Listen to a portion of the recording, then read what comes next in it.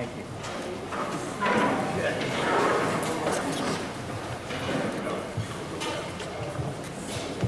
Okay, for the record, Mr. Keene is ill. We wish him a speedy recovery. Mrs. Mrs. Musafir is stuck at work, and Mrs. Zimmerman's on her way. So why don't we get started? Start with the opening of the meeting. Any questions on any agenda items? If you want to come up and ask a question, please identify yourself and then ask the question. No one? Okay. We'll move right into the acceptance of the warrants. Oh, I'm sorry. Comment. I skipped right over it. Comments on the budget? Resident comments on the budget? Anybody? Nobody. Wonderful. Okay. So then we'll move into number 3, which is acceptance of the warrants. Okay. Could I get a motion to accept the warrants? So moved. Second? All in favor? Aye. Any abstentions, any no votes? So that's 5-0. Treasurer's report. Could I get an acceptance for the 5/12/15 Treasurer's report as submitted to us? So moved. Second? Second. All in favor? Aye. Any abstentions, any no votes? Carries 5-0. Let's move on to number 4, which is the approval of the minutes. Approval of the working session minutes from April 13th. Mr. Bellows, you were not in attendance. Could I get a motion to accept those minutes, please? So moved. Second? Second. All in favor? Aye. So that's 4 yes, no, and 1 abstention. Second is the May 12th regular meeting minutes. All were in attendance except for, that's April, I'm sorry. April 14th, I'm sorry. I'm looking at the wrong one. April 14th minutes. Regular meeting, all were in attendance. Could I get a motion to accept those, please? So moved. Second? All in favor? Aye. Any no votes, any abstentions? That carries 5-0. Move on to letter C, which is the minutes of the May 5th meeting. Absent were Mr. Bellows and Mr. Keene. Can I get a motion to accept those minutes, please? So moved. Second? Second. All in favor? Aye. So we have 1 abstention. So it's 4 yeses and 1 abstention for Mr. Bellows. Okay, and we'll move right on to the reports. Our student MOST representative, welcome. Good evening, I'm Catherine Bensberg, the executive president of MOST. Coming soon to our high school will be our senior day, our Boston trip, and our senior prom. Our senior day is at Camp Kiwi on June 2nd. That same week, students from the senior class will be going to Boston. They will be leaving June 3rd and coming home June 5th. On the trip, we'll be doing fun activities that include going on a dinner cruise, going to the Boston Museum of Science, and going to Six Flags for the day. Our senior prom will be held at the Amber Room in Danbury, Connecticut on June 12th. Tickets are being sold in school this week and next week. Thank you. Thank you. And we'll move right into the superintendent report. And the superintendent reports that I know a lot of people in the community are sad that I have not been calling them. and for that reason, I will be calling you once more. I will be calling you on Tuesday, May 19th, and reminding you that that is the date of the board election and the budget vote. And no matter how you vote, I would urge you to come out and vote on that day. Also, relative to schedule, I will be emailing my 5,000 closest friends this, so you don't need to write it down. But we had a little bit of weather this winter, you may recall, and that impacts the end of the year calendar.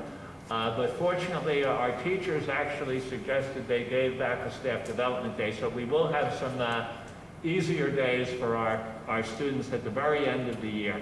Monday, June 22nd will be a regular school day, but the 23rd, 24th, and 25th will be half days. And again, you don't need to write that down. We will send it to you. I'm also happy to report some of our outstanding students, Amanda Vega, Karina Pena, and Stephanie Hernandez, who actually studied auto mechanics are the recipients of our Putnam County Retired Teachers Awards and scholarships for vocational students. And I know this is important to the board. I was actually at the softball game at Lakeview yesterday, and a parent came up to thank me because our new softball field is now ready, and the kids will be playing on it tomorrow, so I know that has been important to the board, and she thanked me for my work. Mr. Clamser, did I have anything to do with getting that softball field ready? Lots. Thank you. Our final regular board meeting of the year is on Tuesday, June 9th. At that meeting, we honor a number of people who volunteer in the district and people who work in the district. So I would urge, and I know many of you are in those categories, if you wish to join us on June 9th for the final meeting of the year, I can promise you this, there will be a gift for everyone who attends. There will. The gift is valued at 88 cents, and it's not a pen, but it's nice. So I would urge you to be here. I would also note that on that day, we will be honoring our volunteers and staff and kind of celebrating what's been, I think, a very successful school year. Dr. Creedon will be joining us as well, so it will be a chance to meet him. So that is our final meeting. And then finally, on a very positive note, if the President and Vice President will join me down below, we have some students that we are going to honor.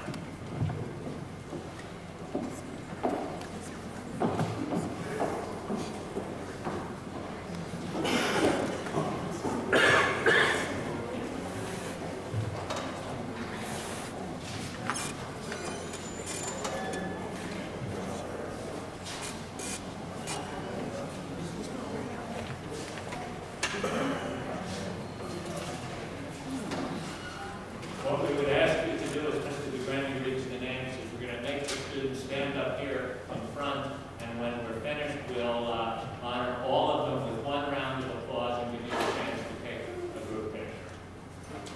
And before here.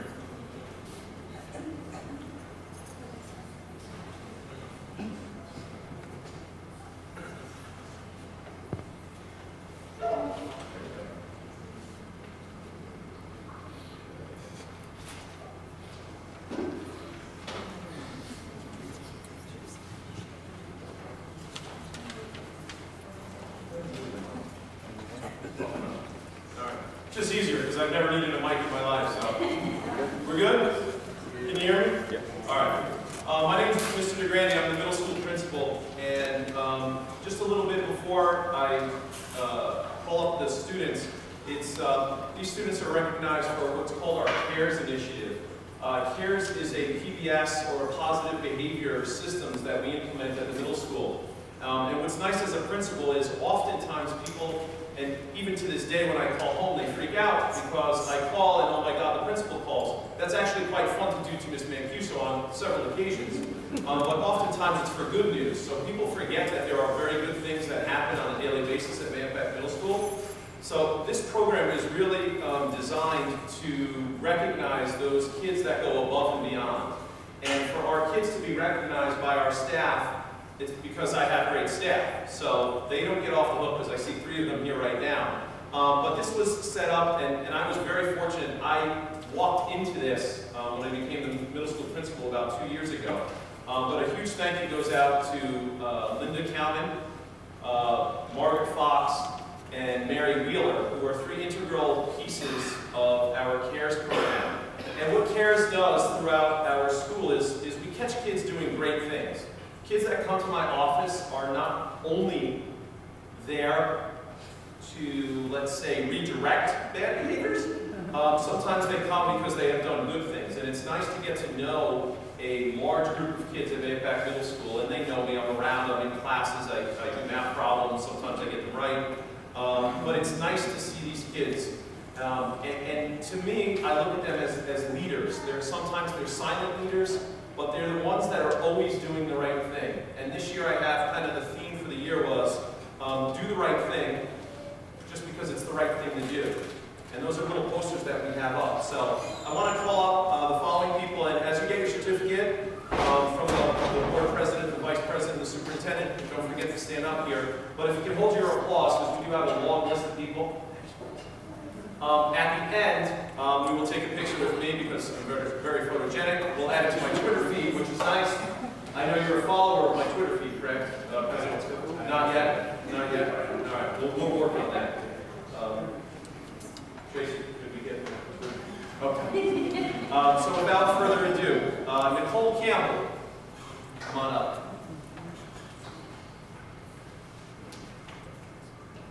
Samantha Chipman, I see Sam. Thank you. Eric Cunningham. Abigail Edwards. Thanks. Anthony Farrow. I saw Anthony. Come on up, Anthony. Thomas Fuska. Thomas here? There he is. Mia Clammer. Gabrielle Alama. Joanna Leonard. Anthony Mancuso.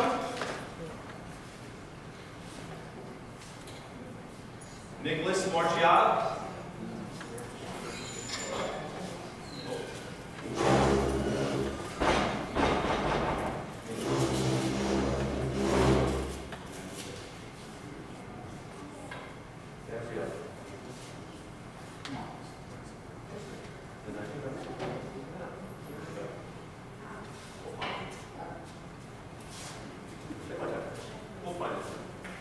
Nicholas Masterpole.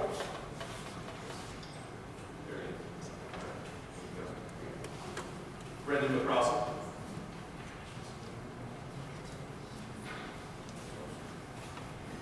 Ian McGrath.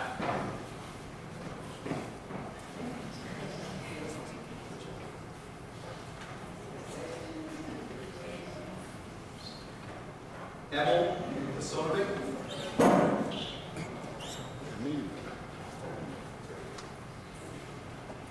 I saw Michael Rivera.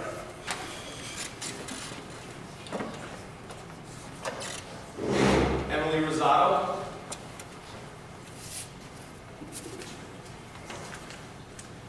John Ryan. Harris Simonovic.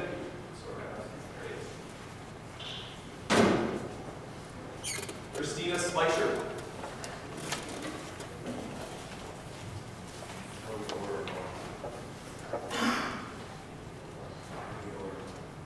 Aaron Sheedy.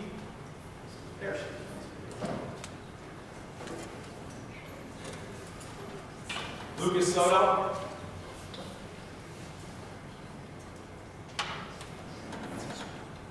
Michelle Tanpewe.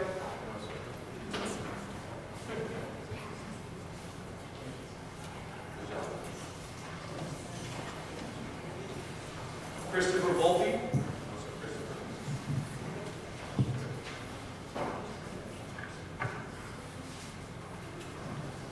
And Kaylee Zecca. Again, these are kids that over the course of the year have been recognized time and time again by students and faculty at Mayapack Middle School for just doing fabulous things. And as I say, doing the right thing because it's the right thing to do. So a large round of applause.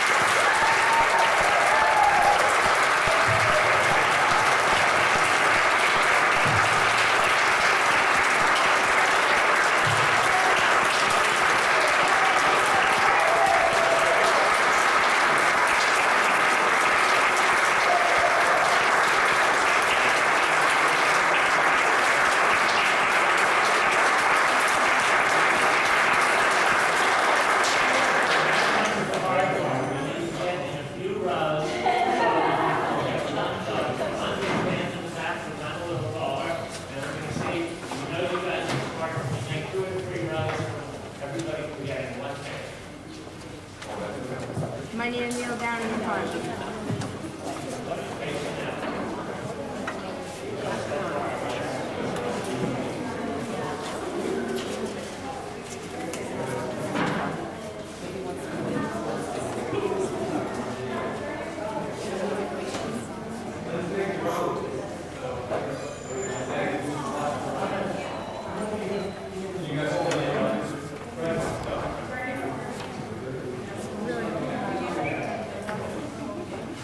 see everybody. Cross. That's a good thing.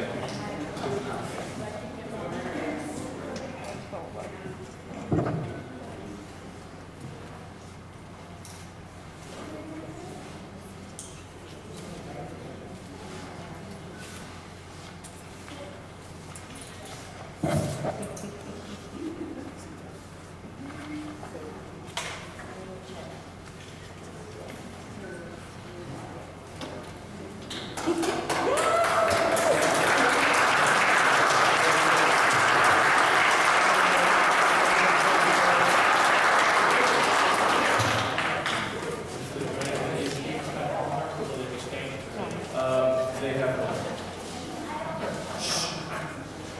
you know.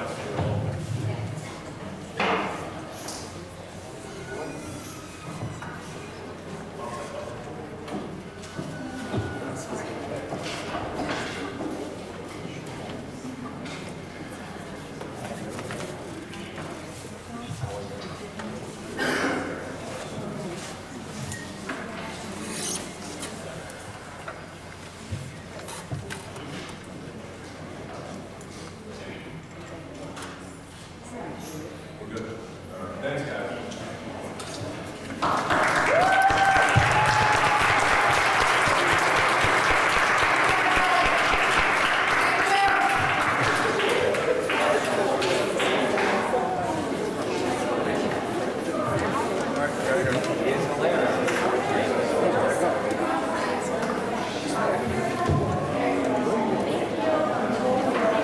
And a special thank you to Mrs. Wheeler, Mrs. Fox, and Mrs. Cowan, who make it all possible. Please, a round of applause.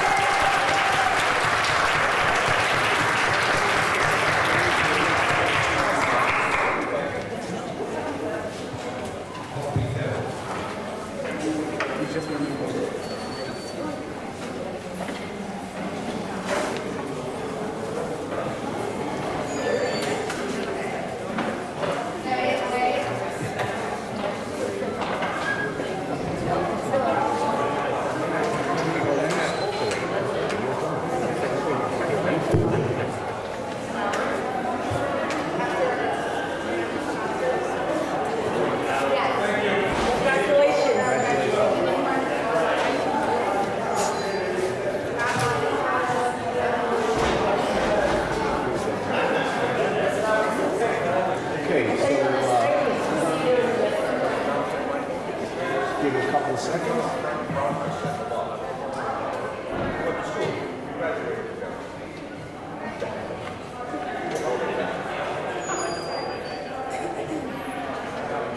Okay, so let's move on to the committee reports. Mr. Bellows? Mr. President, Buildings and Grounds did not meet this month. Okay, thank you.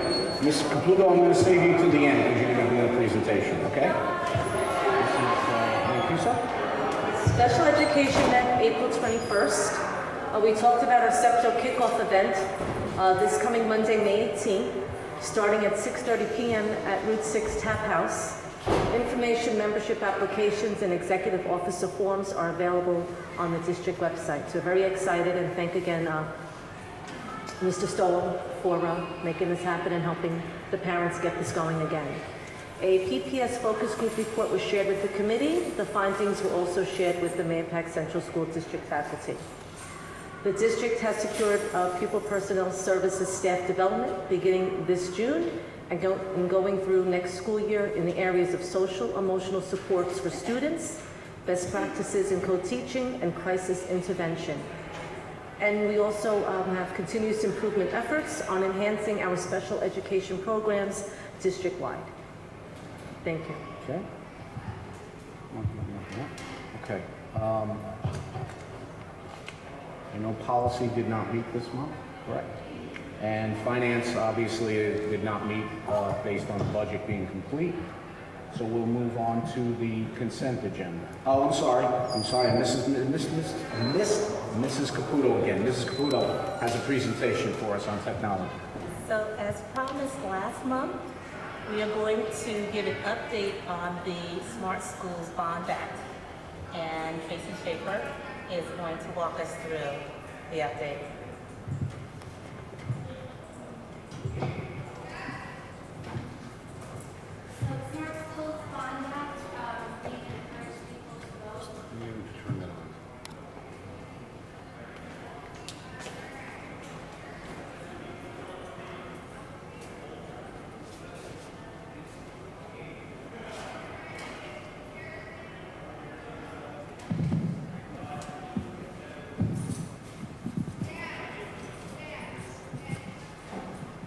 So as far as the Smart Schools Bond Act goes, back in November, we had sent an email out from the district asking people to vote on it.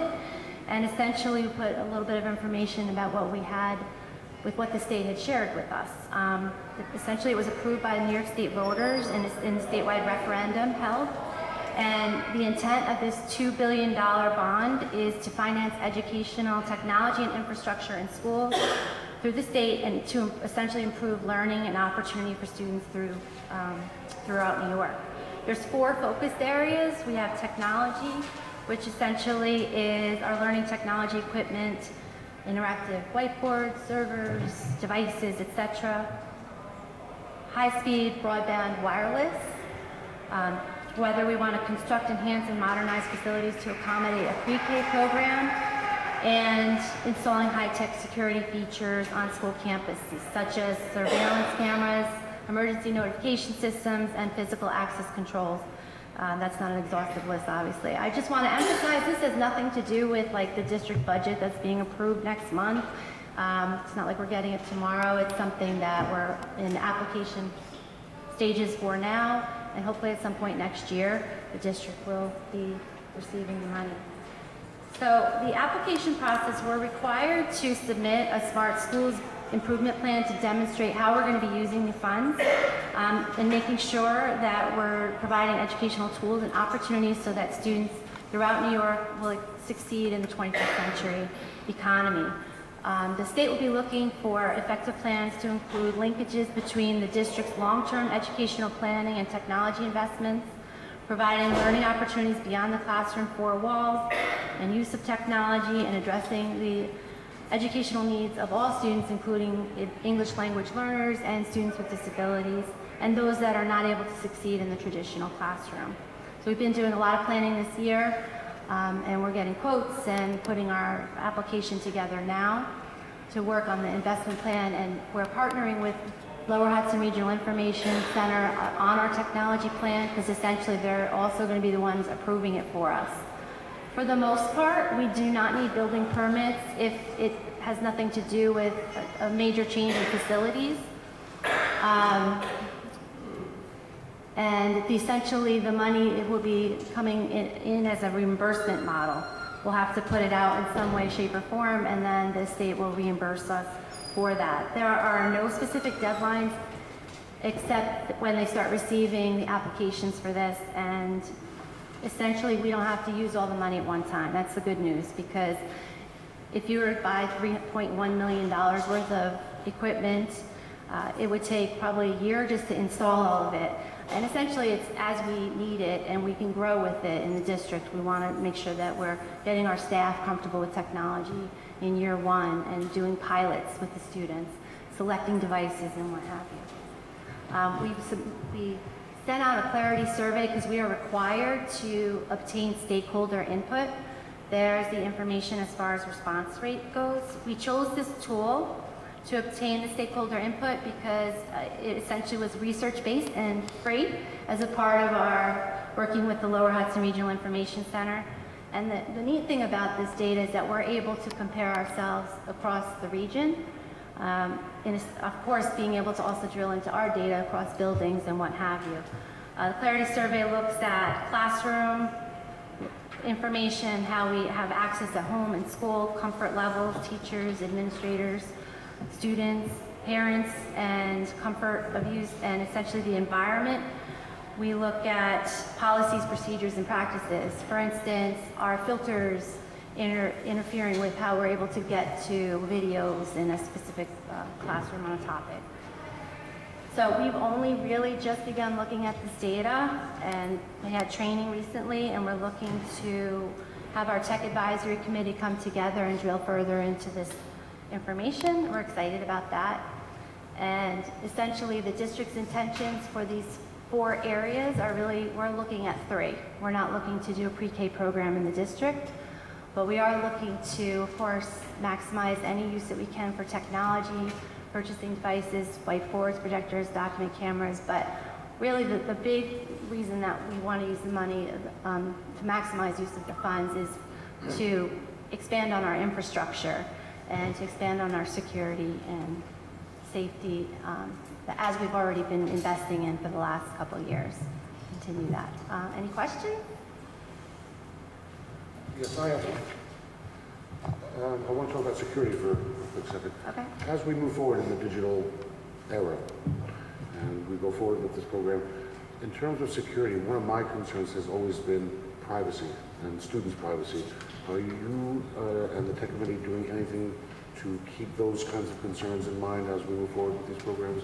Where the students will be able to go online, and what might be the pitfalls of the various places that we allow them to go online? You're talking about internet safety and Yes. things of that nature? Absolutely. We're looking probably for year one, our focus to be on digital citizenship, which looks at all those things. Safety and including cyber, ethics and how the kids get along in that regard. And the ramifications long-term, of course, when they post information on the website. So absolutely, that's one of our #1 goals in the district. And aside from that would be collaboration too. But Mark, are you talking about, because within the school, of course, they can control what websites anyone has access to, right? Are you talking about just the school? Because within the building, within the school network, that's absolutely the case, right? It puts some firewalls, network controls, so that kids can't get to sites that they shouldn't get to. I But am we're concerned teaching about them so that when they're at home, that same thing should be in the back of their heads. And hopefully, maybe we could also educate parents as to how to lock down your home Wi-Fi and internet access as well. I am absolutely concerned about what you just mentioned. I'm also concerned about data mining, because even when our students sign on to approved sites and they use approved apps on the devices, we find that there's a great deal of data mining going on. And personal information, even among approved websites, is often a concern for parents. And to me, as a board member, I want to make sure that what we're directing kids to is not going to make them vulnerable in any way towards that kind of improper use of data. No, absolutely. A part of digital citizenship is learning what are appropriate websites to go to, like a .edu versus .com. You're not sure what the source of that information is. So absolutely, that's part of component. Any other questions? I think data in general is a concern, Mark. We've talked about this a little bit, that we've seen what the state wanted to do with our kids' data. They wanted to sell it and make a profit of it. I'm not sure if everybody saw what was going on with the Department of Motor Vehicle. They made $60 million selling our information to companies, what we drive, who we insure with. So again, this is an invasion of privacy. So we not only have to look at the websites, we've got to make sure that the government agencies are not giving our kids information. Exactly my thoughts. Yeah, exactly. absolutely. It's definitely a concern. Tracy, if I could ask if you could provide the presentation to Jennifer so we can put it up on the board docs. Absolutely. Okay, thank you. I just have one more closing comment. As Tracy said, this journey of redesigning the infrastructure so that it can accommodate all the things that we want to do in the future started a couple of years ago, where we laid out a whole new wide area network. We increased the bandwidth, and now you're seeing, since that base or that foundation has been built, like the foundation of a house, that's probably the hardest part, is clearing the land and getting the foundation in. Now you're seeing everything come up, and those things are going to come up a whole lot quicker. We are, as you heard last week, we have Wi-Fi in the middle school, and the high school have their Wi-Fi as well. That's going to expand to elementaries. Okay, and then you're going to see devices coming up. So it's an ongoing, never-ending process. Because technology is changing at such an exponential rate, we can never say, oh, we're done. Because it'll be what's the next thing that we need to do. And we have to make sure that we continue to maintain the technology infrastructure so that we don't get behind the times and have to do this whole big major overhaul. Okay, so we know that, again, it's a never-ending process, And we're, at a good place right now, not done. We'll never be done. We're at a good place where you're going to see more things going in, more pilots for the schools being tested with different devices so that we can decide which ones we want to go with.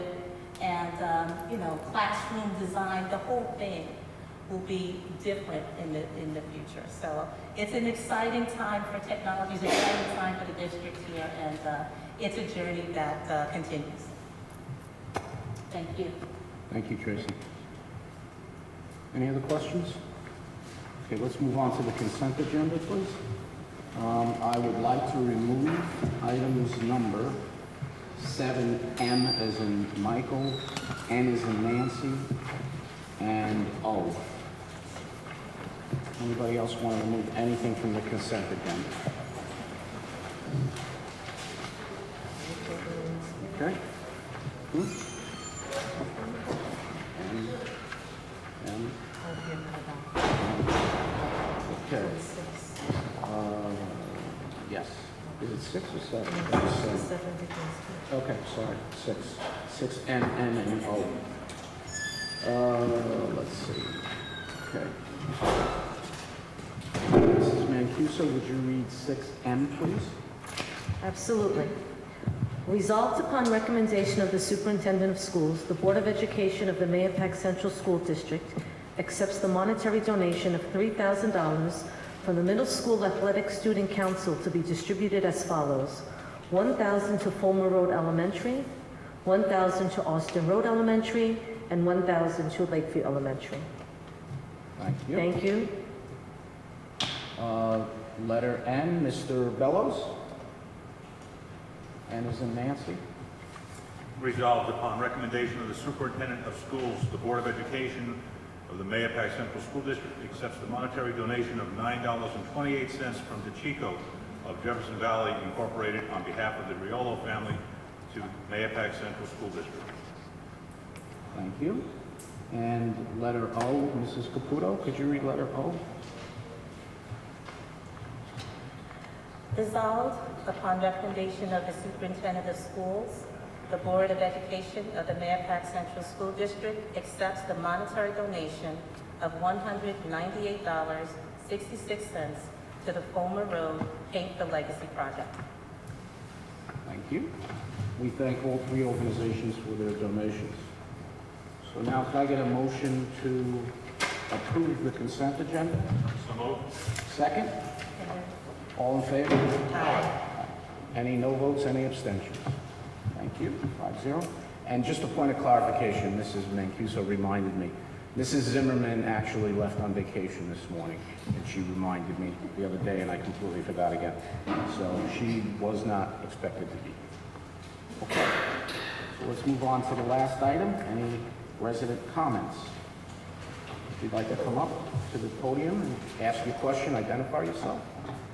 Anybody? Okay. Okay, and I'll remind everybody, as the superintendent did, we have the election on May 19th, right? Please get out and vote. Doesn't matter how you vote, just vote. It's important to the community, it's important to the kids. Anybody else have any other questions? And just one note, this Saturday, potentially maybe pushed to Sunday, Gen Fest. It's a community day in honor of Jenna Nolan, a former student. So if you can make it, please do bring your children. It's a free event and it's just celebrating her life, and the Nolan family would like to give back to the community. And there's a scoreboard dedication to her, and that will be Saturday if it doesn't rain, rain date Sunday this weekend. In the Baldwin Place Meadows, I think it's from 10 to 4. So please show your support for the family. So that's the soccer field, right? Yes. Okay, thank you. Anybody else? Okay. Yes, I'm sorry. Right. A couple of very quick points.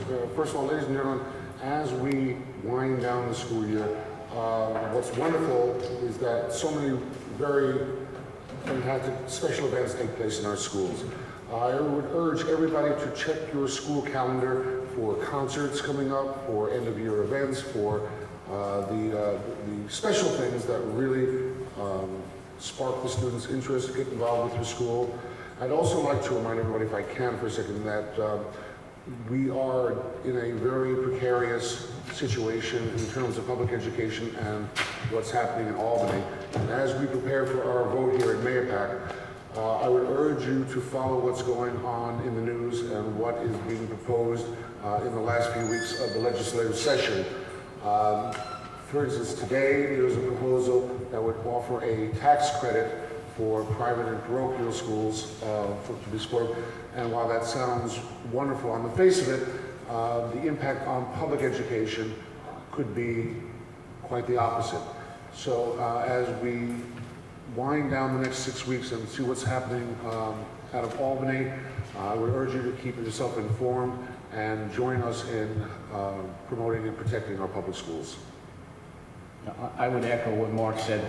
There are many blogs out there written by people who are in the educational field who have been very objective, telling the pros and cons of each side. And it's terrific to read because you get a clear understanding of the push and pull between the government and local education. So I would encourage everybody to go online and take a look at those. Okay, if there's nothing else, can I get a motion to close the meeting? So moved. Second? All in favor? Aye. Thank you. Good night, everybody.